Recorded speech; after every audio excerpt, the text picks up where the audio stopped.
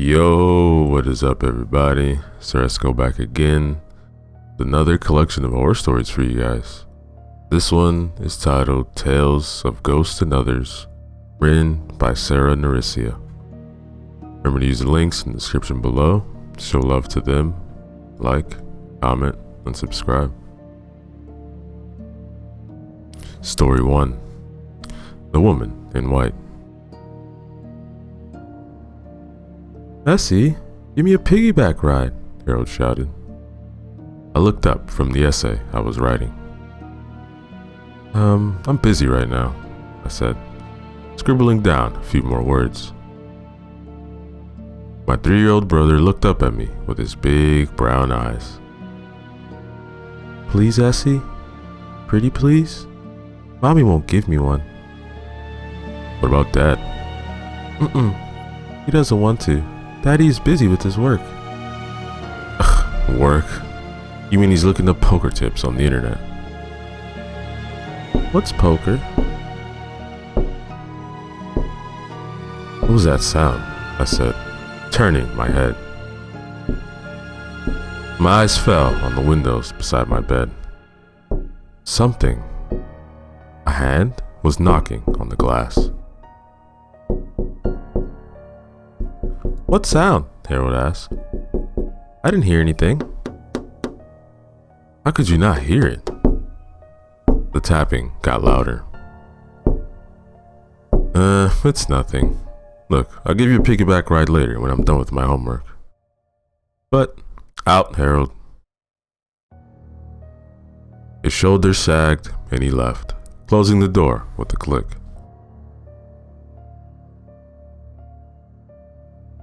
I glanced at my notebook, then at the window again. The curtains started to sway.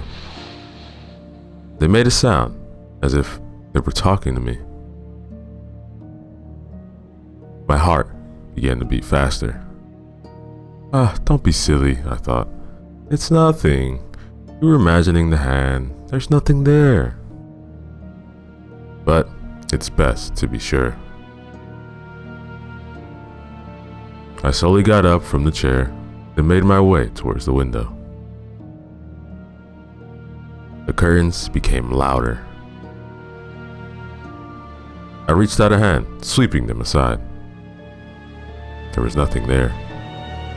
Nothing except for a single white handprint on the glass. I looked at it curiously. Beneath the hand were 2 words written in what appeared to be white paint. "Await me." My breath caught in my throat. Then I exhaled. Dad probably did this as a prank. I said this to calm myself, even though I knew perfectly well that my father wasn't the pranking type. He was the play poker and lose all your money in every night type. Or perhaps with someone from school. Yeah, that was probably it. If only I had known, I was wrong. That night, as I lay in bed, something nagged at the back of my head. My mind kept drifting to the mysterious handprint. Come to think of it, there weren't very many kids at the school that would want to prank me. I was mutually respected, though mostly ignored. Or could have been a message. Maybe someone was really gonna visit me. But who? I'd crossed my father from the list of suspects. He didn't have the time to play silly pranks on his children. I almost wished he did. And my mother? She wouldn't be caught dead doing a prank. She was strict and businesslike, and sometimes resembled a vulture, the way she held her neck high and surveyed me with the sharp black eyes whenever she saw me.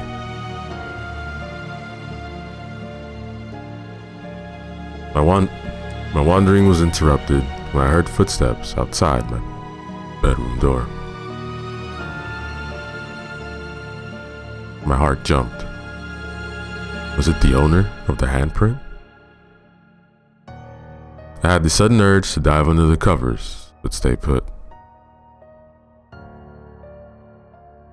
My door handle was turning. My blood turned to ice in my veins. I was close to screaming.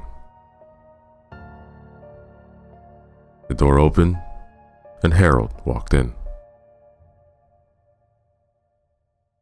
I breathed a huge sigh of relief. The adrenaline rush went away as quickly as it had come. I opened my arms, and Harold ran into them. Harold, what are you doing here? I'm scared. Can I sleep with you?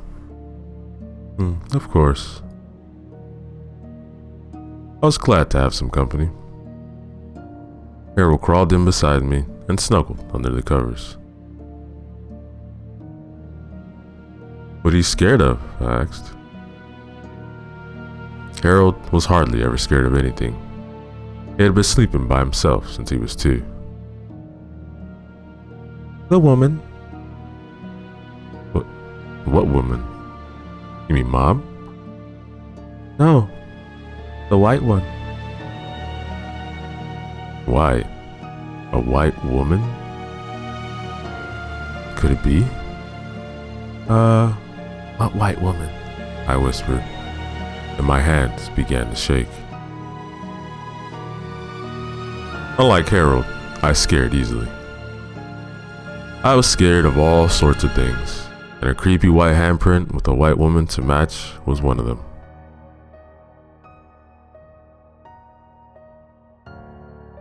The woman in white came through my window. Will you protect me, Essie? Protect me, please. Of course I'll protect you. I wished I had someone to protect me. Thank you, Essie, Harold mumbled sleepily. His eyes slowly closed. I wondered how he could sleep when a woman just broke into the house.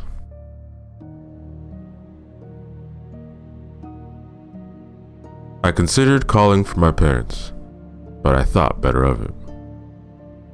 What if the woman left? Or what if there was no woman at all? Harold could simply have had a bad dream.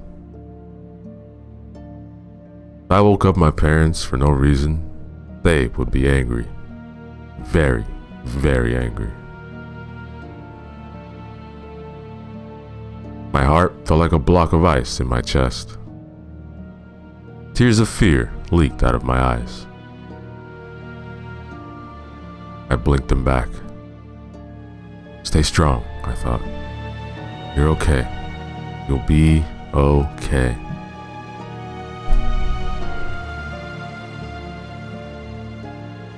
When I woke up, I expected to see Harold sleeping at my side, but my bed was empty. Harold was not there.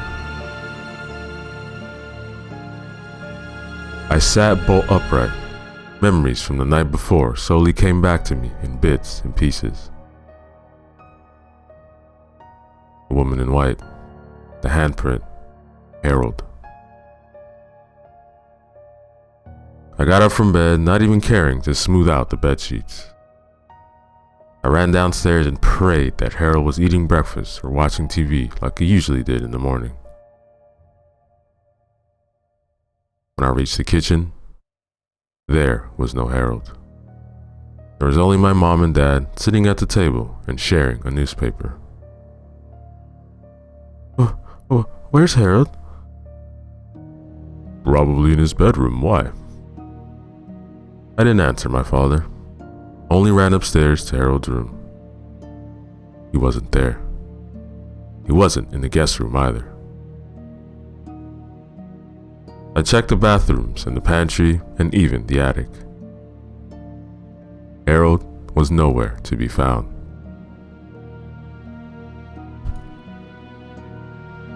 I steadied my breathing and ran back to the kitchen where my parents were still reading their paper. I can't find Harold. He's not in the house. I'm sure he's around somewhere, honey. Stop worrying so much. Ezzy, brush your hair, my mother said. I was outraged. Why couldn't my parents just listen for once? Their son was missing. Listen to your mother. School starts in half an hour. Go get ready right now. I had no choice but to listen to him. I trudged back to my room, worried sick. It had to be the woman in white. The woman that climbed through Harold's bedroom window.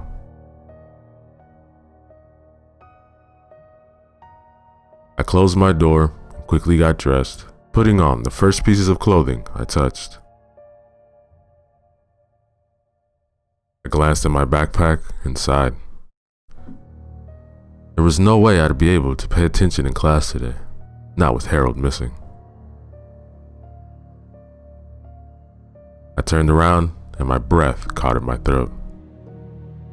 There was another handprint. This time, it was on my computer screen. I reached out and touched it. It wasn't white paint.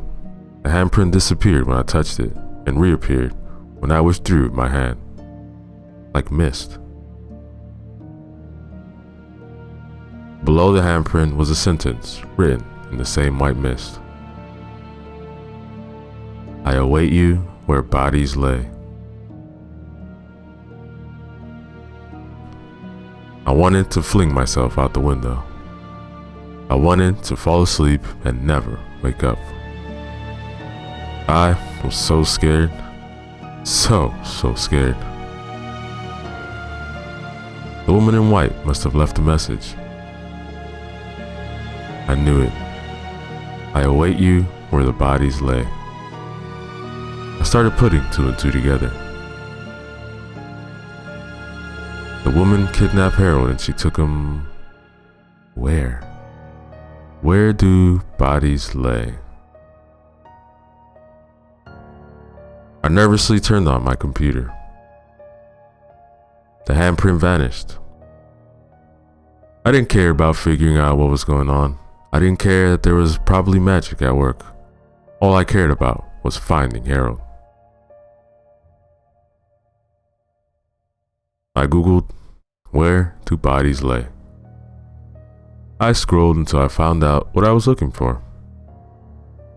A graveyard is where dead bodies lay, buried inside the ground. A graveyard. That's where Harold was. I heard my parents calling me to hurry up and walk to school. I left my backpack on my bed as I went downstairs. I'd made up my mind. I wasn't going to school today. I was going to pay a visit to the church's graveyard.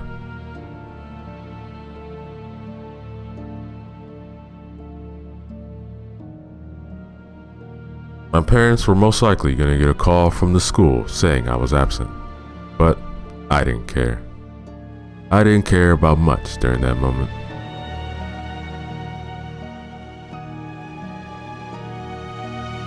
I was opening the gate that led into the St. Cherry's Church graveyard. It was only a 10-minute walk away from my house. The graveyard was cold and smelly. My heart seemed to lodge itself into my throat, and I blinked against the stinging chill. The blue sky turned gray as I stepped inside the gate.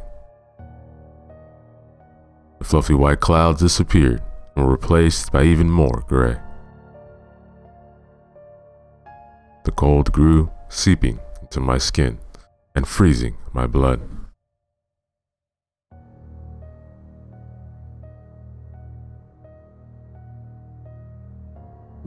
The grass looked brown. The roses that lay on some of the graves turned crispy and black. Everything was different. The further I walked into the graveyard, the more wrong everything seemed to be. The The twittering birds grew silent. The little fountain in the corner stopped running, turned dry. And then I saw her.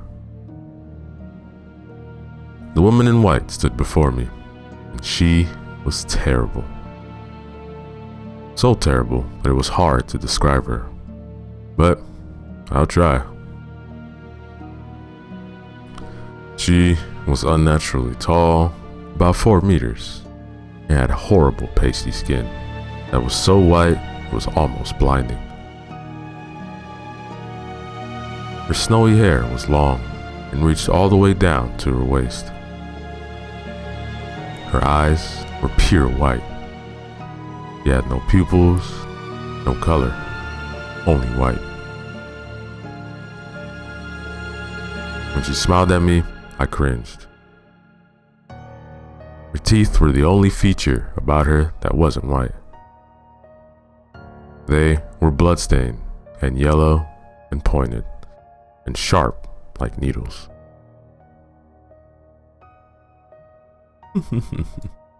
Why, hello, Essie. I was about to run from the terrifying white giant when I saw something behind her. It was a cage, a rusty iron cage. And inside was my little brother, clutching to the bars with a tear-streaked face. Harold! What have you done to my brother? My fear turned into anger. The woman in white looked behind her and cackled a rotten and murderous laugh. It sounded almost squishy, like the sound when you step on a bad piece of fruit. Oh, he's not hurt, but he will be. What do you mean? Honestly, I'd wish I had brought something, a knife, anything to protect myself from the lady in white.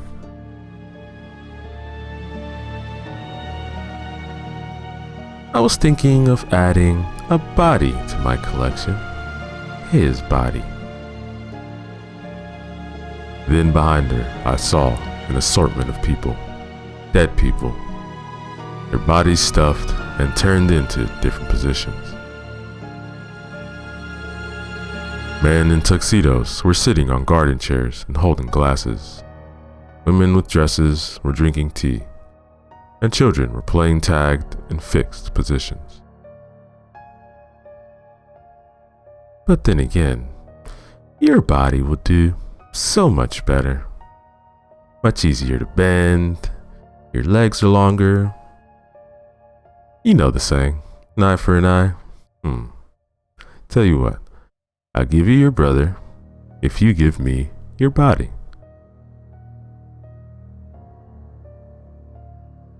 The first thought that came to my mind was, gross?